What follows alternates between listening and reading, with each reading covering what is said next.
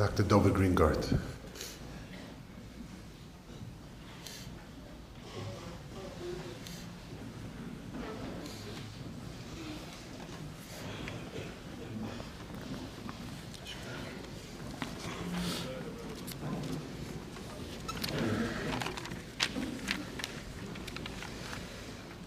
I know I'm speaking on behalf of the Rosh Yeshiva's many Talmidim, and I hope your feelings find expression in my words.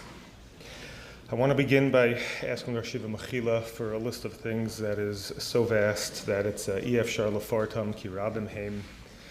But in reverse chronological order, starting from today, just not being able to be Mechabed Rosh Yeshiva Karoi and not being able to be Maspid Karoi. I want to read with you a Gemara that Rav Moshe Perr mentioned that I was Zoche to learn with the Rosh Yeshiva. It's Gemara in Brachos and Daf Hey Amud Beis. That I was Zoche to learn with the Rosh Yeshiva probably around 25 years ago. The Gemara says Rav Chia bar Abba Chalash, Rav Chia bar Abba took ill, and Olagabe Rabbi Yochanan came to visit him. Amar le Chavivan Alecha Yisurim, do you value what you're getting out of this suffering? Amar le lohein v'lo schar, and I don't value the Yisurin nor their reward. Marsha says tzaddikim usually accept suffering from the Rebbeinu Shel Olam, but when there's bittul Torah, that changes the equation. Lohein v'lo schar. Amar le Rabbi Yochanan said to him, Havli yodcha, give me your hand. Yov le yodei v'ukmei. He gave him his hand, and Rabbi Yochanan healed him. The Gemara continues that Rabbi Yochanan himself now took ill, and Olagabe Rabbi Chanina, and Rabbi Chanina came to visit him and asked him the same question. Chavivan Alecha Yisurin, and said no, and Rabbi Chanina healed Rabbi Yochanan. The Gemara brings a third story. Rabbi Eliezer Chalash. Rabbi Eliezer took ill. Rabbi Eliezer. Olagabe Rabbi Yochanan, who was the doctor in the first story and the patient in the second story, came and asked him. He said, and he came to visit him. He saw he was living in a dark house. So Galye Ladare, Rabbi Yochanan rolled up his sleeve, v'nafal nuhura, and it became light. The Rashi says, and the Marshal learns that the Rabbi Yochanan had a beauty that was left over from the beauty of Yerushalayim, and his flesh shone with that beauty, and that was what illuminated the room. He saw that Rabbi Eliezer was crying. So he asked him, why are you crying? He goes through a few possible reasons. Didn't learn enough Torah, personal tsaras, parnasa.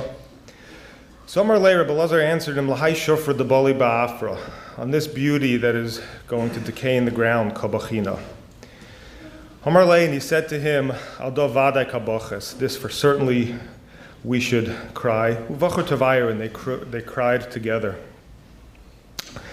Hadahachi v'hachi, in the meantime, Amar le Rabbi Yochanan asked Rabbi Eliezer, Chavivan Alecha Yisurin, do you value these Yisurin? Amar le, he gave him the same answer, Amar lohein v'lo scharin. Amar le havli yodcha yav le yodei v'ukmei. So this Gemara was explained to me by my Rebbe in Yeshiva at the time, and the way the Marshal learns is that the beauty that Rabbi Eliezer was crying over was the beauty of Rabbi Yochanan, which, as mentioned, is the Gemara in Bav Metzia says, is the beauty of Yerushalayim. But the Yeshiva, when we learned this Gemara, asked me two very poignant questions. The first question is, Rabbi Yochanan rolled up his sleeves, and the Gemara says, Chazi dahavaka gani b'bayis afel. He was Chazi dahavaka bachi Rabbi Eliezer. He saw that he was crying, which implies that he was crying before Rabbi Yochanan rolled up his sleeve, which, if he was crying over such beauty, why were you crying before you experienced that? And the second, perhaps more powerful question is, Rabbi Yochanan, who himself was just sick a few lines ago, was asked, Chavivan Alecha Yisurin, and he knew the answer to the question. Right? I'm a physician, right? Someone who's had a knee replacement, you don't need to ask somebody else if they have a knee replacement if it hurts. You know good and well it hurts. What was Rabbi Yochanan asking Rabbi Eliezer? So Rosh Yeshiva Kedarko explained this Gemara in a very unique light, as Rav Moshe mentioned. The beauty that Rabbi Eliezer was crying over was not the way the Marshal learns, not the beauty of Rabbi Yochanan, but his own beauty. What beauty. The way the Rosh Yeshiva explained it, a person, he's 15, 16, doesn't really know much. In his 20s, maybe a person thinks he knows a lot more than he does. You go on in life, you start being humbled, life teaches you a few lessons, you're able to really realize and bring into reality the lessons that life is teaching you. Maybe in your 40s and 50s, you start becoming a shtickle a mensch. And your life continues, and you learn more. You can teach others and help others. And it comes, le'es ziknaso, a person is really at the peak and the pinnacle of their existence, where they've refined themselves to such a point that it's hard to reach perfection as human beings, but maybe we could have a little understanding of what that is. And at that moment, at the pinnacle of your life, you're going to be taken from this world. Right? That is the true tragedy. Alda vadai kabachina.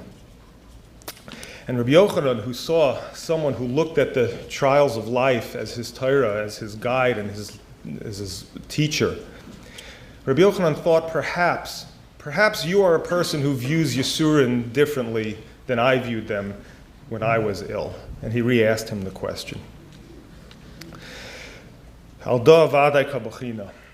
I was in the Zoicha to be in the hospital a little bit the past few weeks, and most of the doctors who came by, I work in the field, I speak the language, I read between the lines, and you could tell they were doing their job. A lot of the consultants were taking care of him, doing their specialty. They dropped a little line, do you really want to continue? Maybe we should, de-escalate care and let him go. They don't get it. They see a chronically ill elderly man ailing in his illness. But I and we see someone who is at the pinnacle of what he has to give us and to teach us. And I had the privilege of speaking with his main physician, Dr. Robos, a wonderful Jewish doctor who Reb Dovid mentioned. She got this. I could tell by speaking with her. She understood this without needing to be explained. As mentioned previously, the Rosh Yeshiva was a Gavaldiga Machadesh, had a Gavaldiga Koach HaChiddush in Torah. Others are more qualified than me to discuss that. As Rabbi Reisman mentioned, the Rosh Yeshiva was a genius-level person who related to the Pashta people. I related to the Rosh Yeshiva from the perspective of the Pashta people. But it was astounding to me that he had this duality, that he had tremendous Koach HaChiddush, but forever remaining faithful and pure to the Masorah without wavering in one bit. Being able to be original, but being able to be traditional at the same time. He had mentioned to me, not often, but a few times, that he felt that he had so much more to be Machadesh, to polish up old pieces of Torah, to make them shine with the luster they deserved, and to be Machadesh new pieces of Torah. And it pained him that he didn't have the ability to do so. He was a very, very busy person and carried a lot on his shoulders. As I grew definitely older, possibly more mature, and certainly busier, I was able to relate to the Rosh Yeshiva's dilemma in the words of a mission in Avos, which says, Kol shechachmasa meruba mimaisav, whoever's knowledge and wisdom is more than his maisim, l'mahu damer le'ilan shanafav merubim v'sharashav muatim, to a tree which has many branches but few roots, easily blown over. Rosh Yeshiva Grada would say that the maisim of a person are really what anchors a person, what holds him down, what holds him level. It's the rudder and the keel of his ship. So someone whose maisim are more than his chachma, l'mahu doma lilan sha'anafav muatim v'sharashav merubim, to a tree that has few branches but has many, many roots, that even all the winds in the world can't uproot this tree. And so this is the other side of the coin, the good side. And it bothered me a little bit. Why is it a tree that enough of muatim v'sharashav merubim? Why can't it be a tree with many branches and many roots? A big tree with big roots to support it. And as life taught me, there's 24 hours in a day, and you become busy, and you can only do so much. And I realized that the Rosh Yeshiva really sacrificed a lot of his koach HaChiddush so that pleasantly unaware an ignorant American kid, more interested in sports and cars and being cool, by the name of Dovid Greengart, and probably a few thousand other American kids like me, could have a little hasaga of what it means to be a Ben Torah, a Yoreh Shamayim, what it means to be a Bal Midos, to be Moser Nefesh, what it means emes and lishma and bitachon, what it means to be a yid, and perhaps really as a bridge to our glorious past and our glorious future.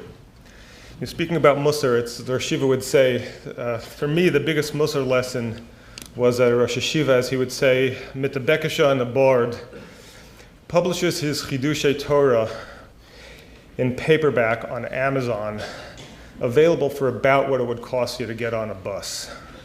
Right? That's a Musar lesson that you probably don't even need to open up the Sefer to take and learn. I want to end with a chazal that always bothered me. Chazal say Yaakov Avinu lo meis.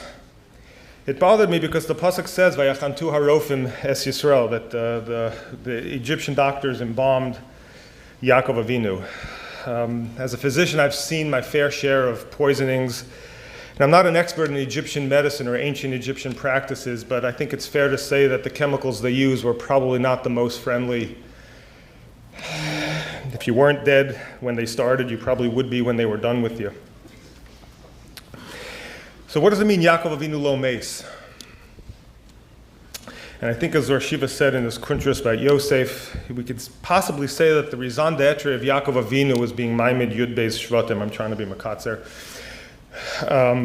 That he really birthed Klal Yisrael, an Am HaNitzchi.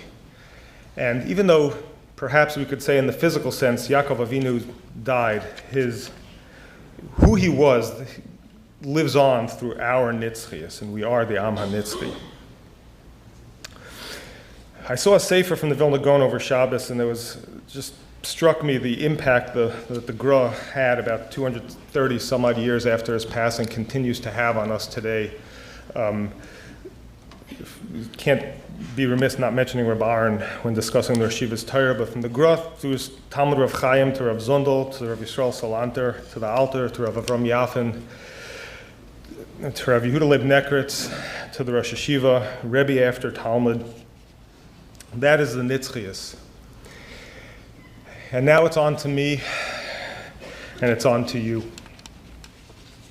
Erev Shabbos, when I spoke to the Rosh Yeshiva's son a little bit before Shabbos in St. Louis, and I knew too much medical knowledge to know that he wasn't doing well. I didn't have it in me to say any more to Hillel, but I decided to listen to one of the Rosh Yeshiva's Musar Vadim.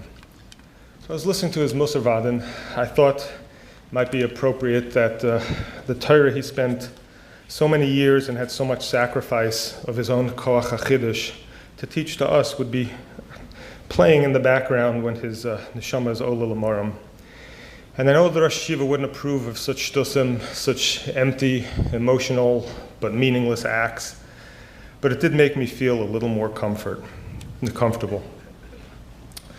Rabbi say, left untouched, this playlist will probably play on for several more months.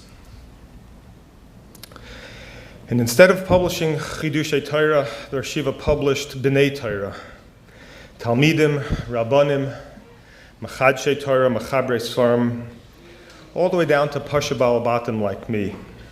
I can't go through a day of my life, daven a tefillah, come to shul, really do anything without consciously being struck in the face by a certain hanhaga or impact that the Rosh Yeshiva has had on me. And I think throughout us keeping to these values that the Rosh Yeshiva dedicated his life so that you and I can have a little inkling as to what it means to be a Yid, perhaps the Rosh Yeshiva can be zocha to the Nitzchias along with us. I speak for all of us when I think that to say that I'm a better person and very fortunate to have come b'mechitzosov. Yehi zichro baruch.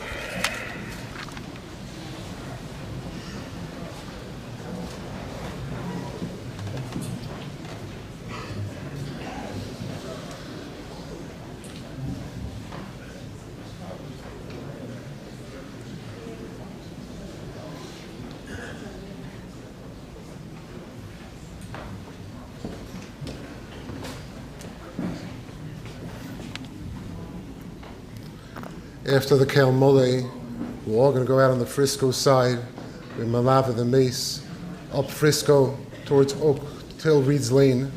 On Reed's Lane, the hearse will go all the way down to the corner of Empire and Reed's Lane. Those who would like to continue to the airport, try to line up.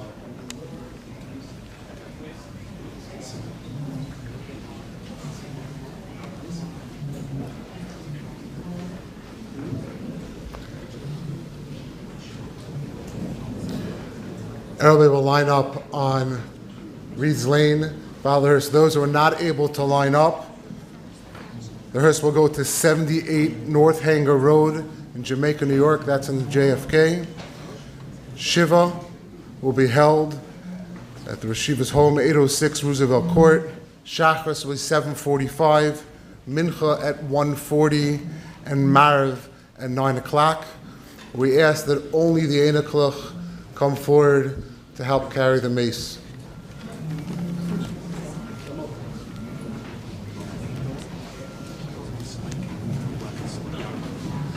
If everybody inside in the middle section could try move to the left or start heading out to make room. Again, only the Einaklach should be carrying the mace.